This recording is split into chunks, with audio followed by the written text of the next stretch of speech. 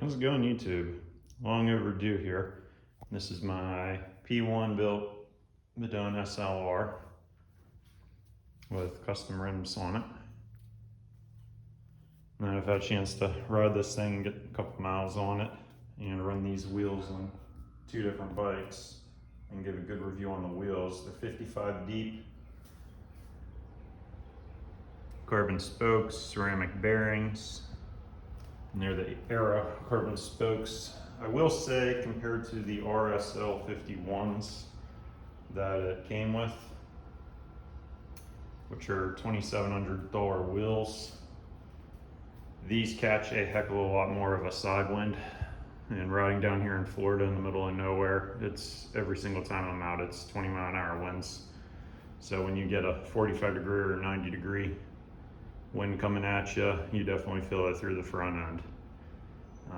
I don't think it's that 5 millimeters deeper dish on the front that's causing most of it. I think it's the spokes probably doing the majority of the wind catching, and then the other 5 millimeters of the rim depth is, probably attributing to like 40% of it.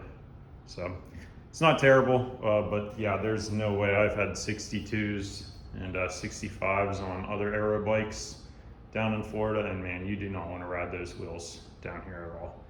You really want to stick to like a 50 in Florida. And people who ride deeper wheels, well, I've been down here almost 9 years now, and the wind is unbearable every single day. Don't even know why I ride a bicycle here. It's so bad. Every single day, all 12 months of the year. Terrible wind. So these are as deep as you can go.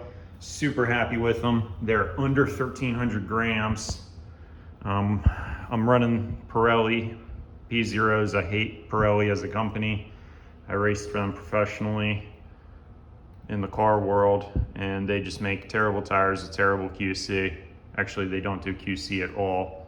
These things do not balance at all. I'm running golf club weights, lots of them on it. I'm running like 50 grams of weights to balance these tires out, and it's pathetic. Also, they're like 120 grams heavier than anything else in the class. They lie on the weight of the tire. Like, they hugely underestimated it.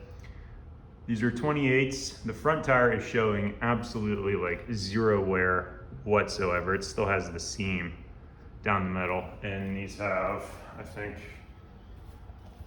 400 miles, something like that. And the rear here, it's starting to level off. I'm not sure if we can see this on the camera. Oh yeah, you can definitely see that on the camera. So, and I'm running 80 PSI in them, tubeless. Just definitely has better rolling resistance because the ground is pretty smooth here. But no, bike runs good. Running, this is the best saddle I've ever run, and I have super saddle sensitive, and it's AliExpress special, and it's also 105 grams. So this beat out the $400 some carbon SLR boost, whatevers, and everything else that I've had previously. Custom made, attached mount, aero bottles. No, the bike's fantastic. The only thing I want to do to it now at this point is get rid of the 160 mil rear rotor and put on a 140. Just anytime you touch the rear, it's instantly locked up, just obviously due to weight transfer. But yeah, it's way too big. I don't know why they put a 160 on there. Pretty much everybody else's bike has a 140, and it makes it a pain to swap rotors, last minute if you're trying to swap wheels. And I'm running the Favero Assioma as Italian dual-sided power meter pedals on it. Happy with all that. And I was running the stem slammed, but I decided to put one more spacer in it and see if that'll do anything to keep my energy levels up. make it slightly more comfortable, and haven't noticed any kind of benefit one way or the other. So like I said, it's just too much wind. If I had somebody to ride and compare against and it wasn't super windy, then you might notice like an extra, you know, any kind of benefit. But all right, let's move on to the freshly assembled bike. This is, other than the seat and the wheels and the pedals will not be on this, obviously. These are just parts to move it around and, you know, get the drivetrain set up properly.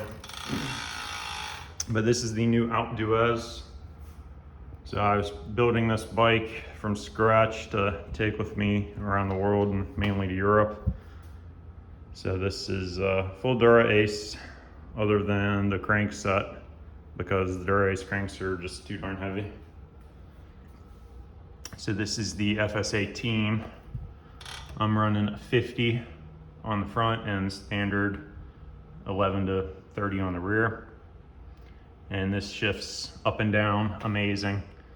There's no difference, perceptible difference at all to me from the Dura Ace crank on my Canyon. Let's see here. But yeah, it's all one piece, really cool machine work.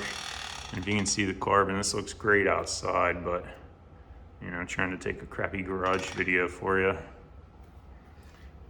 I also had it over at the factory. I told them don't put the time logos on both sides of the chain stays.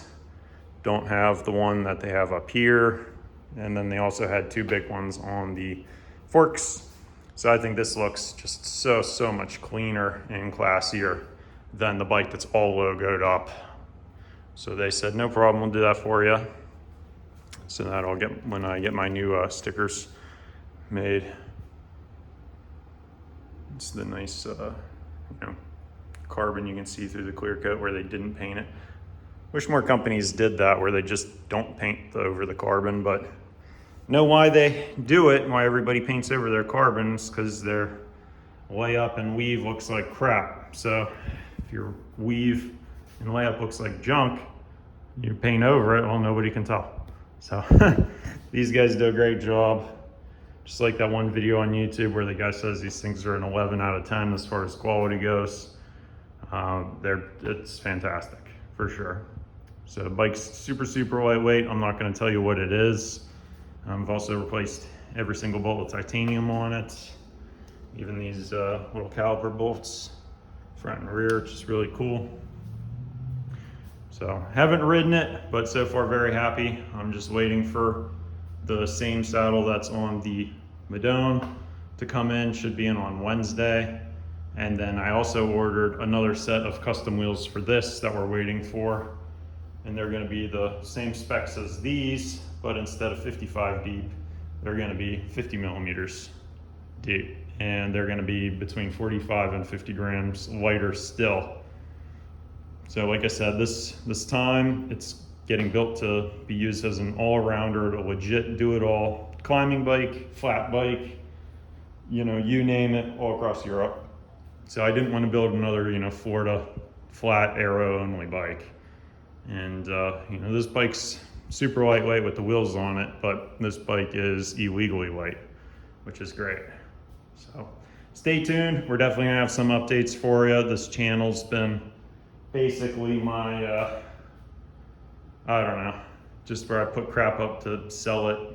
And that's pretty much it. I haven't done anything with it in years, but we're gonna be getting back in the groove, mainly with bicycles and some world travel. And that's, I don't know, we'll see about some other stuff. So stay tuned, guys. Ride safe.